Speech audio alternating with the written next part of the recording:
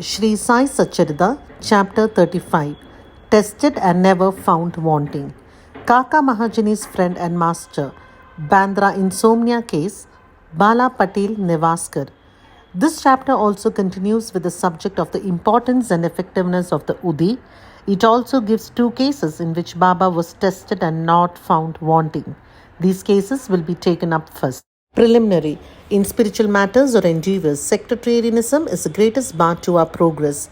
Those who believe that God is without form are heard saying that to believe that God is with the form is an illusion and that the saints are only human beings. Then why should they bow down their heads before them and offer dakshina?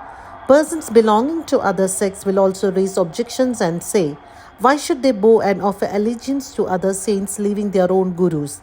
Similar objections regarding Sai Baba were heard before and even now. Some said that when they went to Shri, Baba asked for dakshina from them. Is it good that saints should collect money in this fashion? If they do so, where is their sainthood? But there are many instances where men went to Shri to scoff but remained there to pray.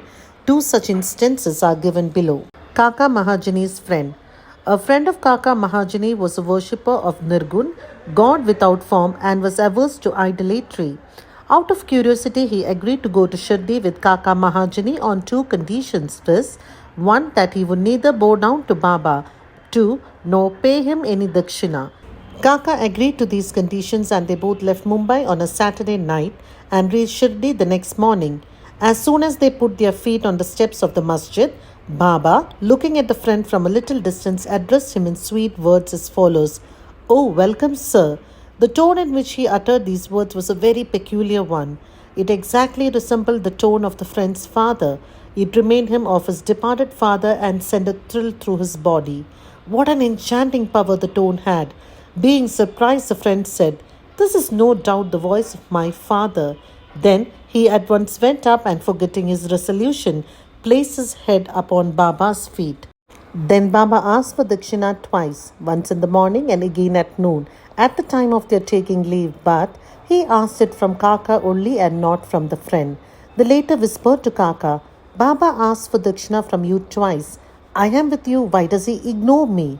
You asked Baba yourself, was Kaka's reply. Baba asked Kaka what his friend was whispering. Then the friend asked Baba himself whether he should pay any dakshina. Baba replied, you had no mind to pay, so you were not asked. But if you want to pay now, you may. Then the friend paid rupees 17 as dakshina, the same amount that Kaka paid. Baba then addressed him with a few words of advice. You destroyed the Teli's wall, sense of difference between us, so that we can see and meet each other face to face. Then Baba allowed them to leave. Though the weather was cloudy and rough, Baba assured them of their safe journey and both of them reached Mumbai safely. When he reached home and opened the door and windows of his house, he found two sparrows dead on the ground and one just flying out through a window. He thought that if he had left the windows open, two sparrows would have been saved, but thought again that they had met their lot and that Baba had sent them back soon just to save the third sparrow. Kaka Mahajani's master. Kaka was a manager in the firm of Thakkar Dharmase Jetabai, a solicitor of Mumbai. Both the master and the manager were on intimate terms. Mr. Thakkar knew that Kaka would often go to Shri, stay there for some days and return when Baba permitted him. Out of curiosity, Mr. Thakkar decided to go to Shri with Kaka during Shimaga holidays. As Kaka's return was uncertain, he took another man with him for his company. The three started together and Kaka bought 2 seers of raisins, dried grapes with seed, on the way for presentation to Baba. They reached Shri in due time and went to the masjid for darshan. Baba Sahib Tarkad was also there and Mr. Thakkar asked him why he came there. For darshan, Tarkad replied. Mr. Thakkar asked if miracles took place there. Tarkad replied that to see miracle was not the concern. The earnest intentions of the bhaktas were satisfied here. Then Kaka prostrated himself before Baba and offered the raisins to him. Baba ordered them to be distributed. Mr. Thakkar also got a few of them. He did not want to have the raisins as he was advised by his doctor not to eat them without washing and cleaning them. So he was in a fix. He did not want to eat them nor could he reject them. To keep up formalities, he put them into his mouth and did not know what to do with the seeds. He could not spit them out on the floor of the masjid, so he pocketed them against his wish. He then said in his mind that if Baba was a saint, how could he be ignorant of his dislike for the raisins, and how could he force them on him? When this thought arose in his mind, Baba again gave him some more raisins. He could not eat them but held them in his hand. Then Baba asked him to eat them up. He obeyed and found to his surprise that they were all seedless. He wanted to see miracles, and here was one. He knew that Baba read his thought and, as per his wish, converted raisins with seeds into seedless grapes. What a wonderful power! Again, to test further, he asked Tarkat, who was sitting by and who also got some raisins, what kind of grapes he got. He replied, the variety with seeds. Mr. Thakkar was still more surprised to hear this. Then, to confirm his faith further, Thakkar thought in his mind that if Baba was a real saint, the raisins should be now given to Kaka first. Reading this thought also, Baba ordered that distribution should be commenced from Kaka. These proofs were sufficient for Thakkar. Then Shama introduced Mr. Thakkar as a master of Kaka, upon which Baba said, how could he be his master? He has got a different master altogether. Kaka appreciated this reply. After forgetting his resolve, Thakkar saluted Baba and returned to the Wada. After the noon aarti was over, they all went to the masjid for taking Baba's leave for their departure. Shama spoke for them. Baba then spoke as follows. There was a fickle-minded gentleman. He had health and wealth and was free from both physical and mental afflictions. But he took on needless anxieties and burdens and wandered hither and thither, thus losing his peace of mind. Sometimes he dropped the burdens and at other times carried them again. His mind knew no steadiness. On seeing his state, he took pity on him and said, now keep your faith on one place you like. Why roam like this? Thakkar at once understood that this was an exact description of himself. He wished that Kaka should also return with him, but no one expected that Kaka would be allowed to leave Shirdi so soon. Baba read this thought also and permitted Kaka to return with his master. Then Baba asked Kaka for rupees 15 as dakshina and received it. He said, if I take 1 rupee as dakshina from anybody, I have to return tenfold to him. I never take anything gratis. I never ask anyone indiscriminately. I only ask and take from him whom the fakir, my guru, points out. If anyone is indebted formally to the fakir, dakshina is received from him. The donor gives, that is, sows a seed only to reap a rich harvest in future. Wealth should be the means to work out dharma. If it is used for personal enjoyment, it is wasted. Unless you have given it before, you do not get it now. So the best way to receive is to give.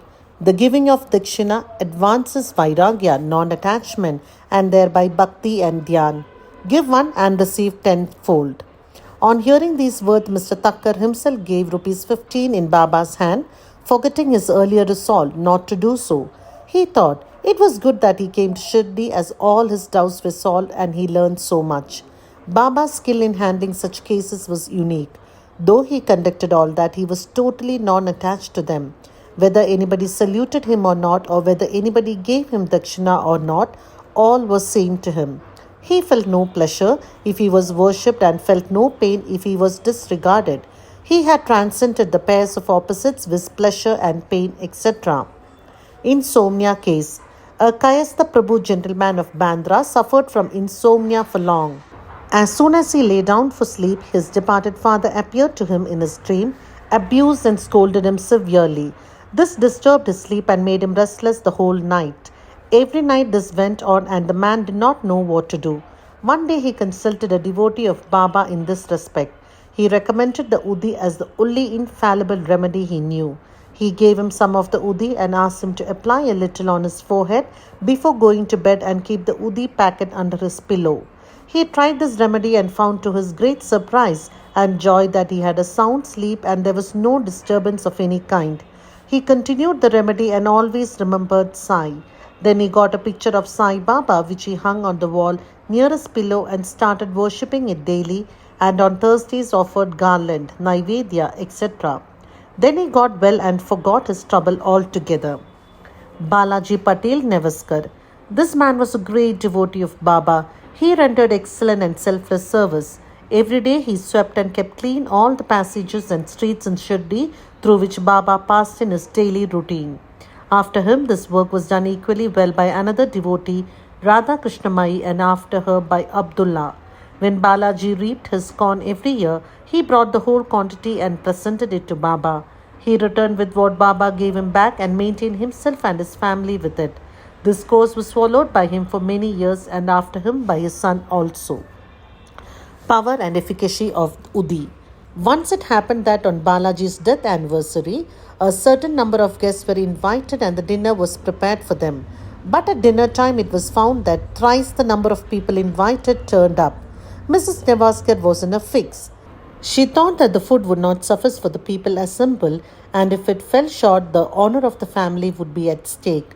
Her mother-in-law confronted her by saying, "Don't be afraid. It is not ours but Sai's food. Cover every vessel with cloth, putting some udi in it and serve from the same without opening it. Sai will save us from ignominy." She did as she was advised, and it was found to their surprise and joy that not only did the food suffice for all, but plenty of it remained after serving. As one feels intently, so he realizes accordingly, was proved in this case. Sai appearing as serpent. Once Raghu Patil of Shri went to Balaji Patil at Nevase. That evening he found that a serpent entered the cowshed hissing. All the cattle were afraid and became restless. The inmates of the house were frightened, but Balaji thought that it was Sai who appeared in his house as a serpent.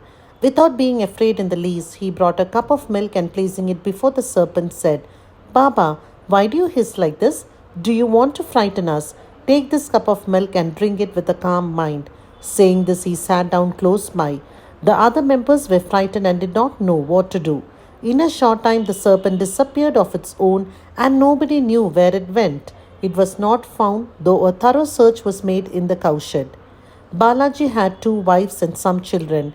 They sometimes went to Shirdi from Nevase for taking Baba's darshan. Then Baba bought saris and other clothes which were given to them with his blessings. Bow to Shri Sai. Peace be to all.